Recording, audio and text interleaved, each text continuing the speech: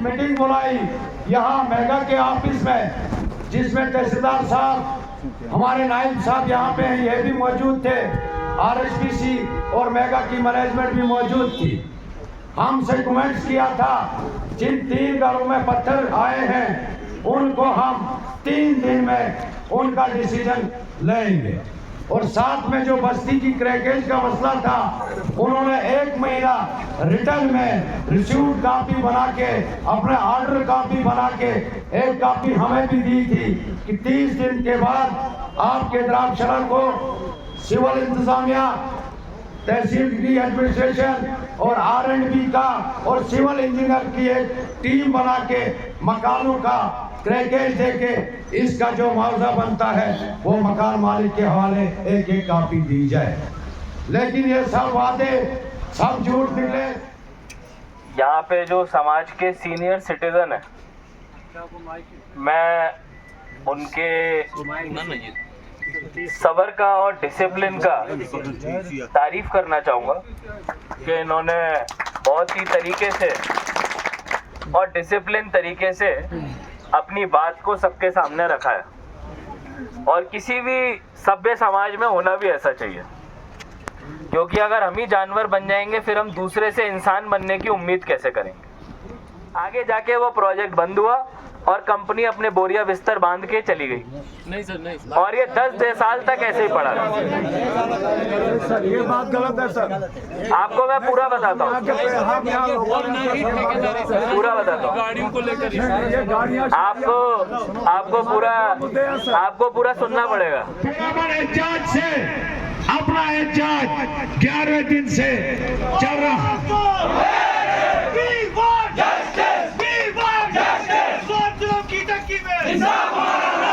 इस बीच हमारे सर ऐसे हमारे divisional commissioner doctor Devendra Yadav ji बीच में आए हुए हम इनका वेलकम करते हैं। नीचे बैठो।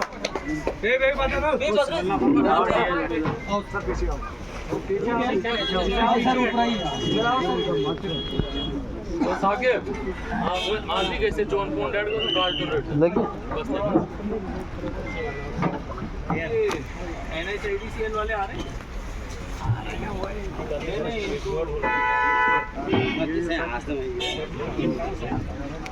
रामशला का एक्स सरपंच शायद रशीद मत्तू जिनाब वाला की नोटिस में अक्सर कई बार हम पेश भी हुए अपनी फरियादें लेके, न जाने उन पे गौर कब तक होगा। जिनाब वाला मैं बता दूं, शायद उसके गवाह हमारे DSP साहब भी हैं। जिस दिन MP कैंडिडेट लाल सिंह का यहाँ किश्तवाड़ की तरफ दौरा था, उस दिन सुबह 7 बजे कंपनी ने ऐसा बर्दाश्त किया, जनाब चंद घरों में जिनके छत पे टीन लगी हुई है, टीन फाड़ते हुए पत्थर रामशरा रोड में अंदर आए और कुछ रोड में बरसे। हमने उस टाइम भी यहाँ पे प्रोटेस्ट का मुजाहरा किया था, लेकिन DSP साहब का अचानक यहाँ आना, DSP साहब को हमने 1-2 मकानों का शायद विजिट भी कराया था। मकानों को देखे सर क्रैकेज से क्या हो रहा है, लेकिन उसके बाद तहसीलदार साहब ने एक मीटिंग बुलाई यहाँ मेगा के ऑफिस में, जिसमें तहसीलदार साहब, हमारे नायब साहब यहाँ पे हैं, ये भी मौजूद थे, आरएसपीसी और मेगा की मैनेजमेंट भी मौजूद थी। हमसे कमेंट्स किया था जिन 3 घरों में पत्थर आए हैं उनको हम 3 दिन में उनका डिसीजन लेंगे। और साथ में जो बस्ती की क्रैकेज का मसला था, उन्होंने 1 महीना रिटर्न में रिसीव्ड कॉपी बना के, अपने ऑर्डर कॉपी बना के 1 कॉपी हमें भी दी थी कि 30 दिन के बाद आपके द्राक्षरा को सिविल इंतजामिया, तहसील की एडमिनिस्ट्रेशन और R&B का और सिविल इंजीनियर की एक टीम बना के मकानों का क्रैकेज दे के इसका जो मुआवजा बनता है वो मकान मालिक के हवाले एक एक कॉपी दी जाए। लेकिन ये सब वादे सब झूठ निकले। उसके बाद हमने काफी बार तहसीलदार साहब को कहा, तहसीलदार साहब का यही कहना था कि आज नहीं कल, कल नहीं परसों, डेट पे डेट दिए। लेकिन 11वें दिन कबल जब और एक ब्लास्ट, बहुत बड़ा हैवी ब्लास्ट है, जनाब वाला से अपील है कि उसको मेगा कंपनी में रिकॉर्ड में चेक किया जाए वो कितने क्विंटल का ब्लास्ट था। जब वो ब्लास्ट हुआ हमने सोचा शायद ब्लास्ट के टाइम जलजला भी हुआ है। सभी लोग घरों से बाहर आए तो मैसेज पे देखने लगे कि जस्ट अर्थ कोई कहीं नहीं हुआ है। फिर हमने इसको ब्लास्ट ही समझा, क्योंकि किश्तवाड़ और द्राक्षला में जब भी जलजला आता है तकरीबन सेम तो होता है। फिर जाके यहाँ पे हमने इस स्ट्राइक को बड़े डिसिप्लिन के साथ यहाँ पे अपने धरना को अपने ही जमीन पे अपने ही साहिबान पे दर्ज किया। ADC साहब, DSP साहब ने काफी कोशिश की, लेकिन पब्लिक ने भरोसा न करते हुए, क्योंकि 2 साल हमें भरोसे पे जताया। अब हमारी सिंपल सी मांग रहेगी DC साहब के सामने कि इससे कबल 14 साल पहले भी यही हिंदुस्तान, यही किश्तवाड़, यही जम्मू कश्मीर था, लेकिन आज जम्मू कश्मीर के बदले यूटी है, बाकी सेम है। हम चाहते हैं अगर आज की तर्ज पे, आज की एडवांस के दौर पे नहीं, पिछले 15 साल दौर को ले लीजिए, हमें वही फैसिलिटीज अगर मुहैया होंगी शायद हम लोगों को और सबको कबूल होंगी। उस टाइम फैसिलिटीज क्या थी? डस्ट पोल्यूशन का हमें जीवीके कंपनी 10,000 रुपया पर फैमिली को दिया करती थी, और जो मुलाजिम उससे हमें रिटेल में था 35 साल के लिए आपको नौकरी फराम की जाएगी। तब जाकर हमने सिंपल से 60,000 के रेट पे अपनी जमीन दी थी, जबकि आज नेशनल हाईवे ने वही जमीन 4 लाख रुपया फी कनाल हम ही जमींदारों से ली है। कितना भी हम सहयोग करते हुए उस टाइम ट्रांसपोर्ट जो बच्चों को अक्सर सिटी में, अक्सर जम्मू कश्मीर में बच्चों की सहूलियात के लिए कितनी दरबदरी होनी पड़ती है, उस टाइम जीवीके कंपनी ने गांधी से लेकर ठाठरी तक 3 स्कूल बसेस पब्लिक के लिए मुहैया रखी हुई थी। उसके साथ साथ जो LNT में मुलाजिम था और जीवीके अपनी तरफ से लैंड लूजर को मुलाजमत करा, हर महीने 2500 रुपया अपनी तरफ से बोनस दिया करता था। लेकिन आज न जाने ये कंपनी किस हिसाब से आई, न ही कोई पब्लिक दरबार हुआ, न ही कोई सीनियर सिटीजन के साथ कोई मीटिंग हुई, न ही कोई आपस में चाय का कप हमने शेयर देखा, ऐसा कुछ नहीं। न जाने इनको क्या कह रहे हैं, क्या कर रहे हैं। इस हिसाब से अगर इन्हें चलना हो, हमारी जनाब यही डिमांड है। एक तो हमने रोड की भी आपसे बार बार कहा था, अगर ठाठरी को बाईपास किया, प्रेमनगर को बाईपास किया, द्राक्षला को भी बाईपास करना चाहे था, लेकिन द्राक्षला को चौड़ा करने के बजाय इसको और टाइट किया गया। न जाने द्राक्षला के साथ कौन सी साजिश रची जा रही है, वो अल्लाह ही बेहतर जानता है। हमारी सिंपल सी डिमांडें हैं आज के दौर में। एक तो जनाब आप रिकॉर्ड चेक कीजिए, डलोती हो, डुग्गा हो, शांडेरी हो, द्राक्षला हो, कितने एम्प्लॉय इस इलाके के हैं जो इस प्रोजेक्ट के नजदीकी दायरे में है। अगर मुलाजमत यहाँ पे दावा है 1600 मुलाजिम इस टाइम यहाँ काम कर रहे हैं, उसको चेक किया जाए वो कहाँ से आ रहे हैं, कहाँ के लग रहे हैं, उस पर नजरसानी की जानी चाहिए। कल यहाँ इन्होंने सिक्योरिटी की कुछ पोस्टें निकाली, जनाब वाला की नोटिस भेजा हूँ। एक तो कोड ऑफ कंडक्ट है, आज कोई दिल्ली का जिसने इसका टेंडर पास किया है, हमारे लड़कों को बुलाया, फोन करके बुलाया कि आप आइए सिविल सिक्योरिटी में। जो ही लोकल लड़के गए, रिफ्यूज करके उन्होंने सिर्फ और सिर्फ डोडा के सिक्योरिटी गार्ड को वहां पे लगाया। अब और कितने सबूत दूं, हमें इससे कुछ लेना देना नहीं है। जनाब वाला से यही रिक्वेस्ट है, इस गरीब आवाम पे अच्छा सा कोई फैसला लेकर गरीब आवाम को राहत की सांस लेने का एक मौका दीजिए। अगर नहीं तो आप अपना हुक्म सादिर फरमाएं जो इसके लवाजमात हैं, क्योंकि आप जानते हो प्रोजेक्ट रटले के नाम से चल रहा है और डिस्टर्ब धर्मशाला हो रहा है। क्या मालूम उन कागजों को जो टेंडरिंग हुई उसमें रटले में धर्मशाला को दिखाया है या नहीं। जब मैं भी बहसते मेंबर था, डीसी साहब चेयरमैन थे आरआर प्लान का, इसका अक्सर पैसा आरआर प्लान का श्रावल, सरथल, कालीगढ़ में उस टाइम रखा गया था। उस टाइम यही कहा था ये रटले है, रटले उसके नजदीक है, इसीलिए इसमें ये दिक्कत आ रही है। अब जनाब वाला से यही गुजारिश है, एक तो हमारा कुछ रिसेटलमेंट का हमें शिफ्ट कीजिए तब तक जब तक यहाँ प्रोजेक्ट कंप्लीट होता है। उसके बाद हम अपने मकानों में आएंगे, हमारे मकानों का मुआवजा बनाइए। हमें कितने परसेंट आपकी कमेटी टीम फैसला करती है कितने परसेंट देंगे, उसके बाद वही पैसा लेकर हम अपने मकानों को रिपेयर करेंगे। और अगर इधर रखना है तो फिर वही टैक्स अलाउंस का, अगर उस टाइम 10,000 दिया करता था, आज जनाब वाला को जो इंसाफ होगा वो यहाँ पे अनाउंस करें। और स्ट्रक्चर जो अक्सर यहाँ कहा जाता है 200 घर या 300 घर स्ट्रक्चर है, लेकिन स्ट्रक्चर क्रैकेज में मैं बता दूं इतना मुझे वसूख है, अगर क्रैकेज में ज्यादा से ज्यादा हमारे 30 से 40 ही मकान आएंगे, बाकी मकानों को क्रैकेज भी नहीं हुआ है। यही इन्हीं बातों से आपसे मैं रुखसत चाहता हूँ, और किसी ने कोई बात रखी हो तो वो रख सकते हैं।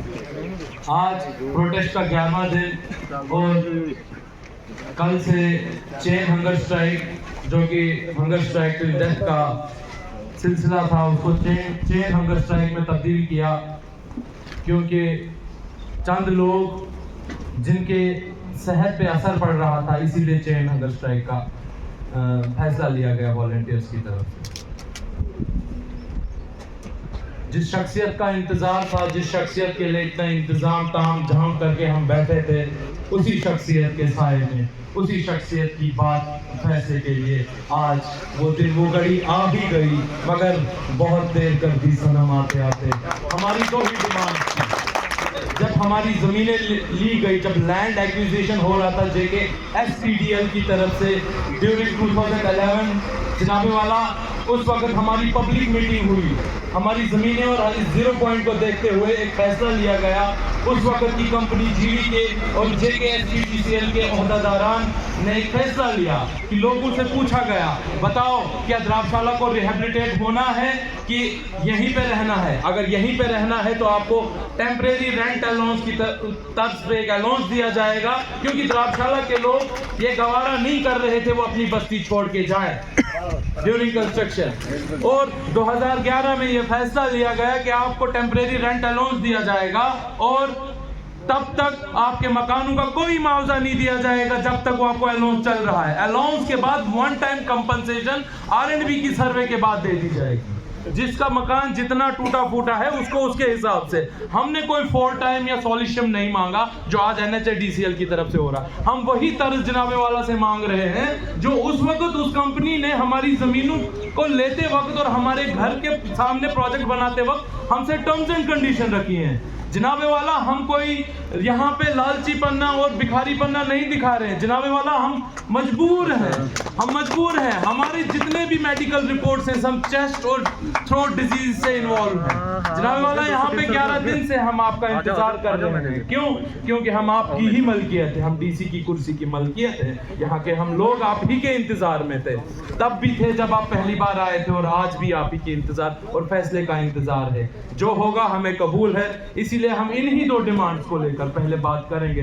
रही बात बाद में प्रोजेक्ट में क्या हो रहा है, एम्प्लॉयमेंट लगाने के लिए किस कोऑर्डिनेटर से पूछगछ करके लगाया जा रहा है, या कुछ चंद क्रेडिट्स देकर इधर के लोगों को इधर उधर दौड़ा धमका के कहीं पीछे पड़ा के कोई छोटे मोटे 40-50 करेडों में लगा के उनका ठेकों का भी नुकसान कराया जा रहा है। जनाब वाला, यहाँ पे कोऑर्डिनेटर ऐसा रखा जाए जो कोऑर्डिनेटर पब्लिक और कंपनी के बीच में एक ब्रिज का काम करे, जिसकी वजह से कभी भी पब्लिक ऐसे प्रोटेस्टों में ना उतरे। कोऑर्डिनेटर की ही वजह से यहाँ पे पब्लिक रोष गुजार है। जनाब वाला, अगर आपको लगता है, आपको कहा गया होगा यहाँ हम डुलोती चिनाल सेरी तक 0 पॉइंट को एक्सटेंड कर रहे हैं। जनाब वाला, हम आपके सामने ये प्रस्ताव भी रखते हैं, जो बाउंड्रीज आप 0 पॉइंट की रखते हैं रख लीजिए, हमें वो कबूल है। उसके बाद जो डुलोती चिनाल सेरी में जितने लोग नहीं लगाए गए उनको मुलाजमत की तौर पे जॉब दे दीजिए। अगर कोऑर्डिनेटर यहाँ पे इन लोगों को नहीं देख पा रहा तो जनाब वाला, कम से कम कमेटी का कोई एक बंदा जो नीचे कोऑर्डिनेटर रखे, और हम इसकी गारंटी देते हैं अगर पब्लिक और कंपनी के बीच का ब्रिज बाद में टूटा तो हम कमेटी वाले उस कोऑर्डिनेटर को पकड़ेंगे। कभी ऐसे हालात नहीं आने देंगे कि पब्लिक को ऐसे प्रोटेस्ट करने पड़े। शुक्रिया। सभी को आदाब सलाम और नमस्कार।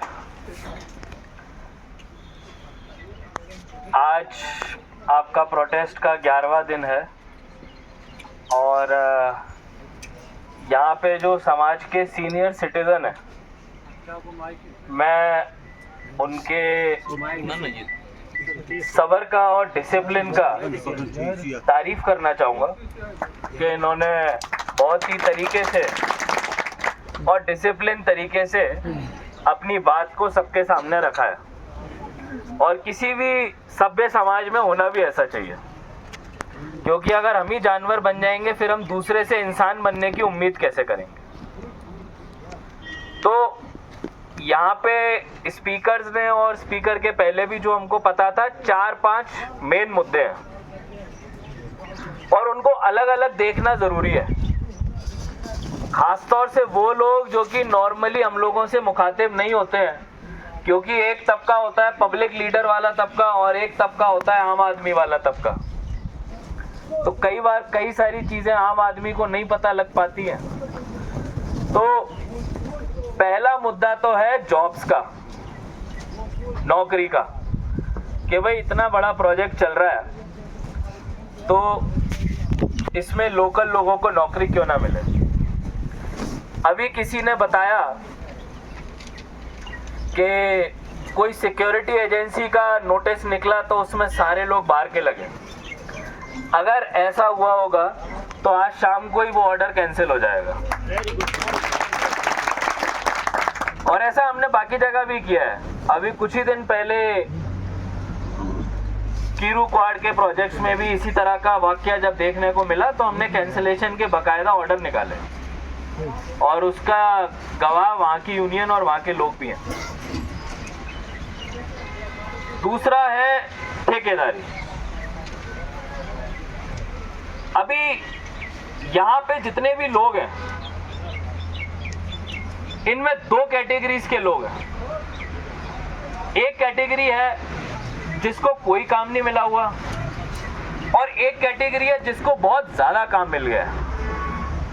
आप समझिए इस बात को, हमको दोनों को एक साथ अंतर करके देखने की जरूरत है।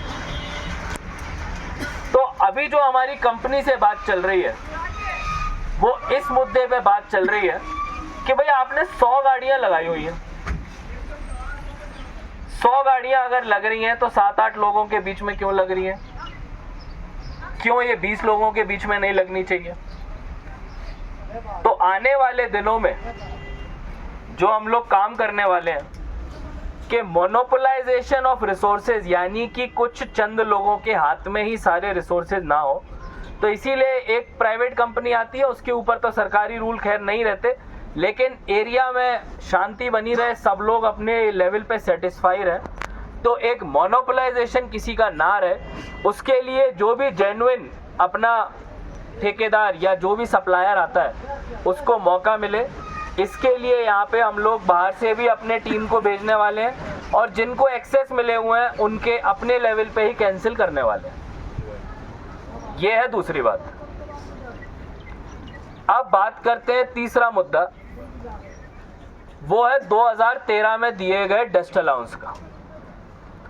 और मैं इसीलिए लोगों से जानबूझ के सीधे बात करना चाहता हूं ताकि उनको किसी भी चीज का डाउट या कंफ्यूजन ना रहे। 2013 में कोई कंपनी आई थी, मैं कंपनी का नाम नहीं लूंगा, एक प्राइवेट कंपनी आई, काम सरकार के लिए कर रही थी, ठेका उठाया था, प्राइवेट कंपनी आई। प्राइवेट कंपनी ने काम करना था, जमीन का एक्विजिशन, प्रोजेक्ट अफेक्टेड फैमिली का लिस्ट, सारा का सारा तहसील ऑफिस ने बनाया। उसमें कंपनी का कोई रोल नहीं होता, वो सरकार का काम होता है कि किसकी जमीन है। हम जमीन के कस्टोडियन है, तहसीलदार, पटवारी, गांव का चौकीदार, नंबरदार, ये बताते हैं कि किसकी जमीन है, किसका स्ट्रक्चर है और किसको कितना मुआवजा मिलना चाहिए। तो उन्होंने अपना एक कॉम्पनसेशन का एस्टीमेट बना दिया। अब इस कॉम्पनसेशन के एस्टीमेट के बनाने के बाद एक अवार्ड हुआ। जाहिर सी बात है 2010-11 का अवार्ड था, तो 2010-11 के रेट पे हुआ। कंपनी आई, प्राइवेट कंपनियां होती हैं, सरकार के पास जितनी फ्रीडम होती है उससे 10 गुना ज्यादा फ्रीडम से वो काम कर सकते हैं। किसी को भी लगाना है, हटाना है, उनके लिए 2 मिनट का काम है। हमको स्टाफ सिलेक्शन का बोर्ड के पास जाना पड़ता है, फिर उसके बाद डिविजनल कमिश्नर के पास, फिर उसके बाद सेक्रेटरी जीएडी के पास, फिर न्यूज़पेपर में ऐड निकलता है, फिर उसके बाद चीज होती है, तब जाके एक सरकारी नौकरी मिलती है। लेकिन कंपनी के पास उस तरह की कोई भी चिंता नहीं होती है। ठेकेदार को काम भी बिना टेंडर के वो दे सकते हैं। आज की तारीख में सरकार एक भी पैसे का काम, 10,000 का भी कोई काम करना है तो भी टेंडर करना पड़ता है। तो कंपनी आई, कंपनी को अपना काम करवाना था। उन्होंने लोगों से पूछा, भाई आपको क्या हेल्प चाहिए? तो जो एरिया के लोग थे, जो प्रोजेक्ट के एकदम ऊपर बैठे हुए थे, उन्होंने अपनी डिमांड रखी और उन्होंने कुछ डिमांड्स को मांग लिया। वो क्यों मान पाए? क्योंकि वो एक प्राइवेट कंपनी थे। प्राइवेट कंपनी के पास उस तरह की आजादी रहती है। लेकिन उन्हीं डिमांडों की वजह से आगे जाके वो प्रोजेक्ट बंद हुआ और कंपनी अपने बोरिया बिस्तर बांध के चली गई। नहीं सर, नहीं सर। और ये 10 साल तक ऐसे ही पड़ा रहा। सर ये बात गलत है सर। आपको मैं पूरा बताता हूँ, और नहीं ठेकेदारी सर, पूरा बताता हूँ गाड़ियों को लेकर ही। ये गाड़ियाँ आपको पूरा सुनना पड़ेगा। ठीक है सर, आप सुनाओ, हम सुनेंगे। अब इसमें एक चीज है, दुनिया चलती है कायदे कानून से। कई सारे लोग मुझे बोलते हैं कि साहब, बीच में बाकी 1-2 प्रोजेक्ट्स में भी डिमांड उठी थी कि साहब हमको भी डस्ट अलाउंस प्रोवाइड किया जाए। तो मैंने उनसे एक बात पूछी, वो लड़का पढ़ा लिखा था, ग्रेजुएट था। तो मैंने पूछा, यार आप डस्ट अलाउंस किस बेसिस पे मांग रहे? बोला साहब वो एक कंपनी आई थी रटले में, उसने दिया था। तो मैंने पूछा, कंपनी तो प्राइवेट कंपनी थी, आज की तारीख में तो नई कंपनी आ गई है, तो आपको लगता है कि किसी कायदे कानून से आप उससे डस्ट अलाउंस ले सकते हो? वो बोलता है बिल्कुल ले सकते हैं साहब। मैंने बोला तो यार ये कंपनी तो फिर आपके साथ जास्ती कर रही है, 3 साल से आपको नहीं दे रही है, आप इसको कोर्ट में खींच के क्यों नहीं ले गए? ये तो आपके ऊपर आप तो इसके ऊपर करोड़ों की पेनल्टी लगा सकते थे। आज की तारीख में अगर कोई कानून का वायलेशन करता है तो किसी भी कंपनी के ऊपर करोड़ों का वायलेशन लग सकता था, तो आपने क्यों नहीं लगवाया? तो उसने बोला सर कोई कानून नहीं है, लेकिन पहले ऐसा होता था और पहले ऐसे क्योंकि हो चुका है तो इसीलिए इस बार भी ऐसा होना चाहिए। तो मैंने उससे पूछा कि भाई कोई बार एक चीज हो गई, वो कानून के बाहर थी, और दूसरी बार अगर आप हमसे बोलोगे जो कि एक कानूनी अधिकारी है कि आप हमारी उस चीज को पूरा करो, तो उस चीज को करने के लिए मेरी नौकरी तो मेरे को अलाउ नहीं कर रही है। ये मैं आपको कानून की बात बता रहा हूँ। आधे लोग मानेंगे, आधे लोग नहीं मानेंगे। हर 100 लोगों में अलग अलग ओपिनियन होते हैं और हम हर ओपिनियन का रिस्पेक्ट करते हैं और इसीलिए हर किसी को बोलने का मौका भी देते हैं। अब इसके बाद वो बंदा शांत हो गया। वो बोलता है तो साहब फिर मेरे लिए प्रोजेक्ट में क्या? अगर मुझे 15,000 का डस्ट अलाउंस नहीं मिलेगा तो मेरे लिए प्रोजेक्ट में क्या? मैंने उसको बोला भाई तू क्या काम करता है? बोला साहब मैं खेती बाड़ी करता हूँ। अच्छा क्या उगाता है? साहब मेरे पास गुंदम है, मैं थोड़ा राजमाश भी उगाता हूँ। तो उस समय मेरे पास चीफ एग्रीकल्चर ऑफिसर बैठा हुआ था। मैंने उसको बताया कि भाई उस समय कंपनी ने कोई काम कानून के बाहर रह के कर दिया, आज हम आपको कानूनी फायदा देंगे, और कानूनी फायदा देंगे जो लिखा हुआ है सरकार के गैजेट में, और वो क्या है? आपका R&R प्लान, जो कि रटले में अभी तक नहीं हुआ है। और हमने चीफ एग्रीकल्चर ऑफिसर से बात करके उसके यहाँ पे 15 प्रोग्रेसिव फार्मर्स को आइडेंटिफाई करवा रहे हैं, और उन 15 फार्मर्स को आइडेंटिफाई करके उनको एक लाख रुपए का फार्मर्स के लिए टिलर और फार्मिंग का टूल किट प्रोवाइड करवा रहे हैं, क्योंकि वो कानून में अलाउड है। किसी इंडिविजुअल को कोई बेनिफिट देना है तो पैसा हम लोग नहीं दे सकते, लेकिन उसके अलावा जो उनको लाइवलीहुड, उनका रोजी बसर में फायदा करे, वो हम कर सकते हैं। और आज की तारीख में रटले में भी वो फायदा मौजूद हो चुका है। सरकार की एपेक्स कमेटी ने रटले RR प्लान को मंजूरी दी है, जिसमें 40 करोड़ इस एरिया की भलाई के लिए, कंपनी की भलाई के लिए नहीं, सरकार की भलाई के लिए नहीं, किसी डिपार्टमेंट की भलाई के लिए नहीं, इस एरिया की भलाई के लिए 40 करोड़ दिया गया है। और वो RR प्लान के लिए बनाने के लिए जिस तरह हम आज आप लोगों के साथ मीटिंग कर रहे हैं, आने वाले 15-20 दिनों के बाद उसी तरह की मीटिंग मॉडल कोड कंप्लीट होने के बाद आप सबके साथ हम लोग करने वाले हैं। अभी हम लोगों ने नागसेनी में चेनाब दही और मिल्क प्रोडक्ट्स के नाम की एक लेडीज की कंपनी बनाई, और उसको 40 लाख रुपए का कर्ड बनाने का, दही बनाने का मशीन दिया, और कुपवाड़ा उसको भेज रहे हैं उसकी ट्रेनिंग देने के लिए। कहां से आया पैसा? R&R प्लान से। नागसेनी के 2 स्कूल, नाम भी लिख लीजिए अगर किसी को जाके वेरीफाई करना है, पत्थरनेकी और government higher secondary school Nagseni, दोनों में G+1 के नए बिल्डिंग बना दिए गए हैं स्कूल इंफ्रास्ट्रक्चर के। वहां के सरपंचों से बात करिए, 12 रूरल रोड्स को बना दिया गया है उन लोगों के लिए। PHC कीरू, उसके ऊपर एक डॉक्टर्स का रेसिडेंशियल बिल्डिंग बनाया जा रहा है R&R प्लान में। आने वाले समय में उसी तरह के सैकड़ों प्रोग्रेसिव किसानों को लाखों रुपए की सब्सिडी दी जाएगी R&R प्लान के अंदर। तो मैंने आपको थोड़ा बोर किया, लेकिन मैं आपको तरीका, सरकार का जो लीगल तरीका है वो मैं सच्चाई से बता रहा हूं। आने के बाद मैं भी बोल सकता था कि साहब हम भी इस पॉल्यूशन डस्ट अलाउंस को कंसिडर करेंगे, एक कमेटी बना देते हैं और वो कमेटी अपनी रिपोर्ट देगी, फिर वो रिपोर्ट ऊपर चले जाएगी, फिर वो रिपोर्ट ऊपर से अप्रूव होके नीचे आएगी। इस तरीके का कहीं भी कोई प्रावधान नहीं है। ये डस्ट अलाउंस जो आप लोगों को दिया गया था, इसका कोई भी कानूनी प्रावधान नहीं है। हम लोग जिसकी डिमांड करते हैं वो डिमांड करते हैं क्योंकि पहले दिया जा चुका है। और मैं आज जो द्रव्यशाला के ओरिजिनल रेसिडेंट्स हैं, कोई गलत बात नहीं, सच्चाई बात आपको बता रहा हूं। तहसीलदार साहब अभी उसकी छानबीन कर रहे हैं और काफी सारे निकल के भी आए हैं। कई सारे लोग आसपास के एरिया से आके स्टेट लैंड पे सेटल हुए थे उस टाइम पे, ये बोल के भाई यहाँ पे डस्ट अलाउंस मिलेगा।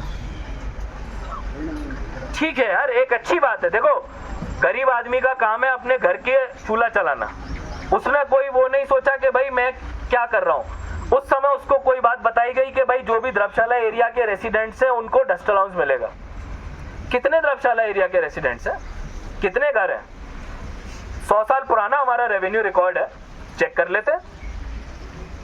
कानून से चलना है ना, सब लोग कानून से चलेंगे, कानून सबके लिए बराबर है। तो कई सारी ऐसी चीजें हैं जिनमें मुश्किलात लोगों को है, और उसका हम आपको कानूनी जवाब आज दे रहे हैं। अब बात आ जाती है धूल की और जो स्ट्रक्चर्स टूटे हैं। मेरी जो जानकारी है, हो सकता है मैं गलत हूं, मेरी जो जानकारी है ब्लास्ट बहुत ज्यादा इंटेंसिटी का हुआ, पत्थर भी गिरे, तहसीलदार ने खुद बताया, हमने भी माना और उस समय कंपनी को बुलाया। 3 घर जो डैमेज हुए, तीनों के तीनों घर पे जब रिपेयर के लिए गए थे तब उनको रोका गया था, बोला गया था कि अभी इससे हम सेटिस्फाई नहीं है, हम आगे ऊपर के लेवल पे इस बात को टेकअप करेंगे। उन तीनों घरों को रिपेयर नहीं करने दिया गया था, और अगर आज भी करने दिया जाता है तो मुझे नहीं लगता इसमें 3-4 घंटे से ज्यादा का टाइम लगेगा। हमारे लोग, हमारी टीम रिपेयर करने के लिए, लोगों की मदद के लिए तैयार है। हम लोग खुद आएंगे मौके पे। मेरे को 3 घरों में लेके चले यहाँ के नुमाइंदे, हम लोग आज चल के फोटो खिंचवाते हैं और कल सुबह से उनका रिपेयर का काम शुरू करवाते हैं।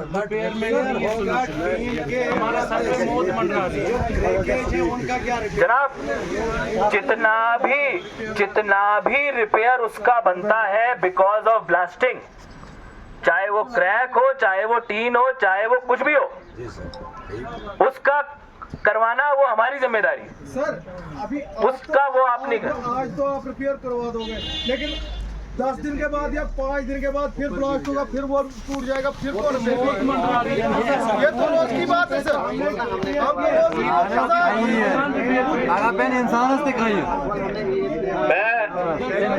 ये ब्लास्टिंग के पत्थर प्रूव करते हैं, सर ये ब्लास्टिंग के पत्थर गिरना प्रूव करते हैं कि हमें रिहेबिलिटेट करो।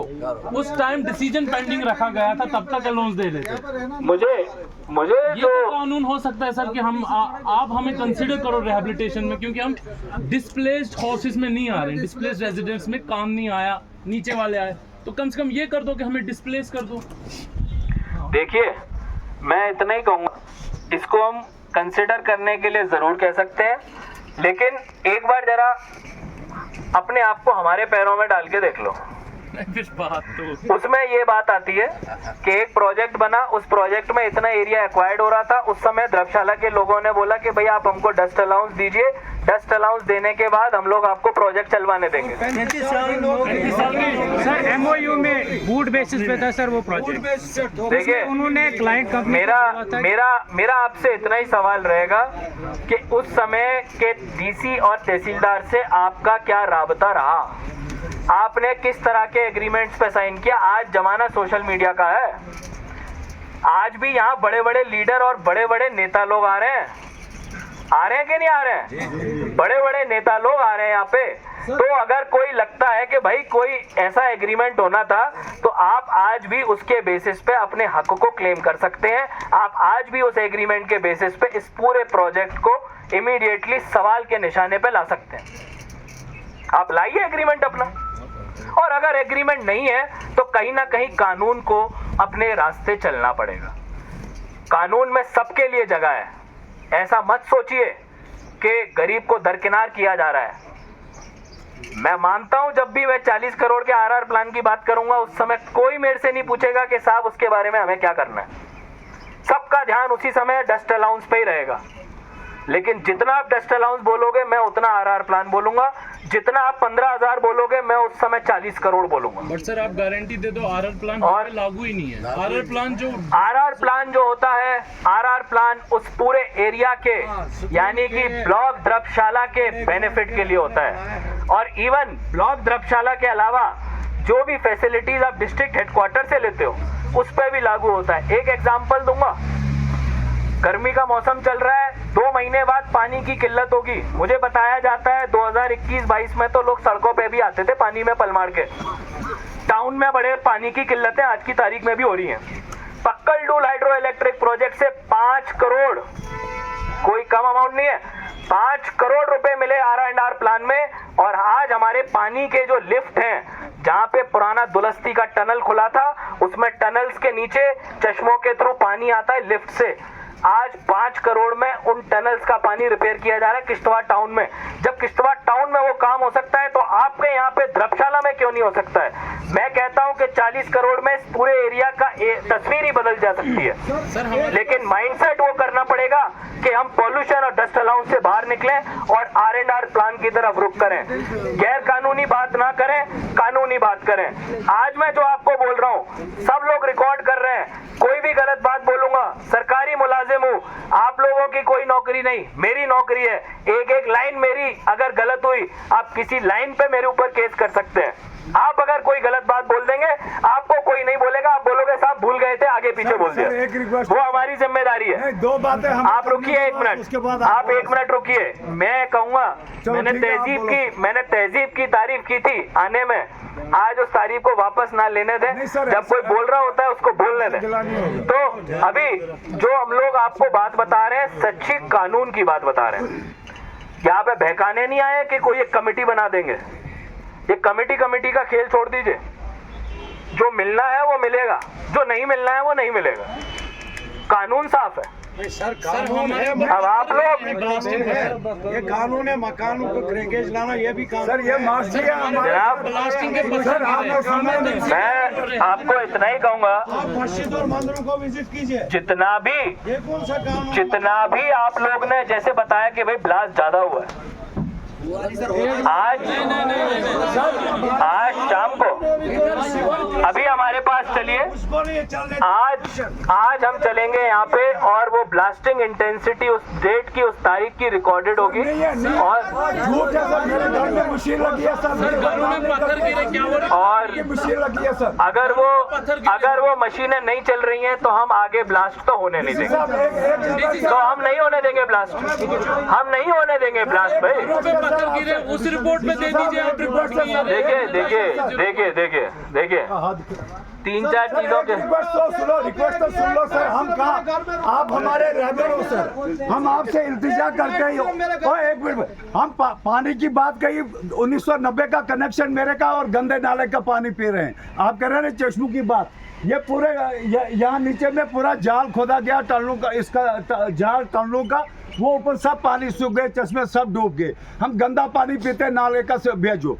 रही मकानों की क्रैक की बात, हम तो फ्रस्ट्रेट हो जाएगा, हम सब कल सब मेंटल हो जाएंगे। माशी ऊपर उठो सर, किसी भी आदमी को, डीसी साहब को सर इनके साथ भेजो, पूरा मकान जमीन 200 है वहाँ पे सर, 200 मीटर वहाँ से पत्थर उठ के आया यहाँ पे, ये गुप्ता जी के शटर पे गिरा। अगर आप भी मर जाता सर, एक मिनट यार, एक मिनट बात तो कर सर, क्या हमारा हक एक बच्चों की स्कूल की गाड़ी का भी नहीं है सर? आप कह रहे हो आपने उस दौर के सर, वो भी मॉडल कोड के अगले दिन गाड़ी चलेगी नहीं, गाड़ी को हमें नौकरी भी नहीं चाहिए बात सर। बदल देते हो, नहीं, हमें नौकरी भी नहीं चाहिए हमें। भाई आपने गाड़ी की बात की, मैंने जवाब दिया, आपने सवाल बदल दिया।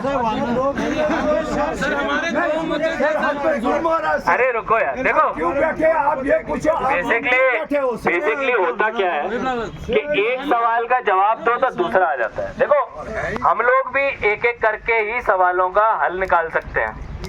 आज मैंने आपको 4-5-6 बातें बता दी कि भाई एक तो गाड़ियों का एलोकेशन ये अनइक्वल है, किसी के पास बहुत ज्यादा गाड़ी है, किसी के पास कोई भी गाड़ी नहीं। इस चीज से कोई ऑब्जेक्शन नहीं यार, वो तो जिसकी गाड़ियां ज्यादा है वो डिसाइड नहीं करेंगे, जिसके वो हम देखेंगे। हमारे पास लिस्ट है, बिल्कुल सर, वो हक है आपको। अरे हमारे पास लिस्ट है भाई, हमारे पास लिस्ट है, हमें पता है किसके पास कितनी गाड़ी है। सर हमारी डिमांड है ISBC से, मेगा से सर, हमें मेगा से कोई लेना देना। अब देखिए, ना हमें नौकरी चाहिए, ना हमें ठेकेदारी चाहिए सर।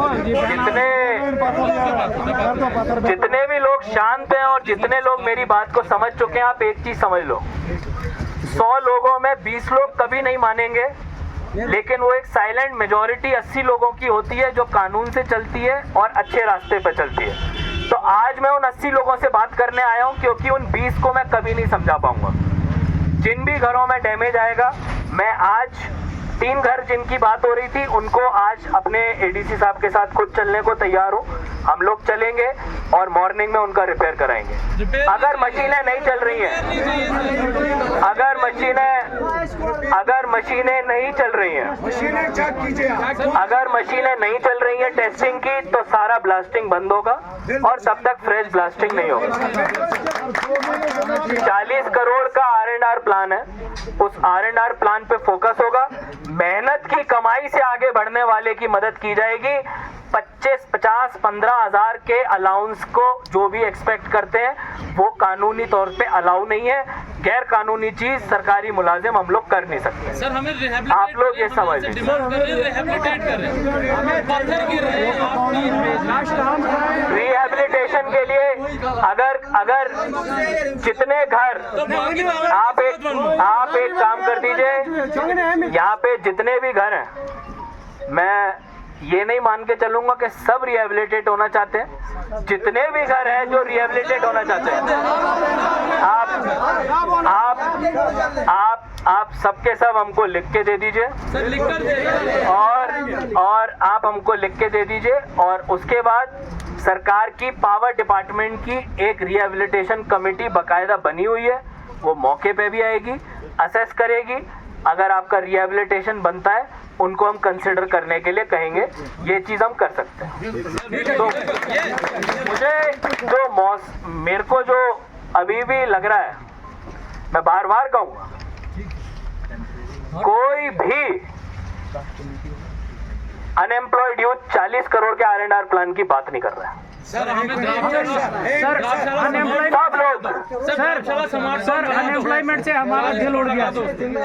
देखो सब लोग बेसिकली यही बात कर रहे हैं कि साहब हम लोग तुरंत नौकरी ले लेंगे। देखो जनाब, ये सारी प्राइवेट कंपनीज हैं, ये आएंगी 2-3 साल काम करके चले जाएंगी, ठीक है।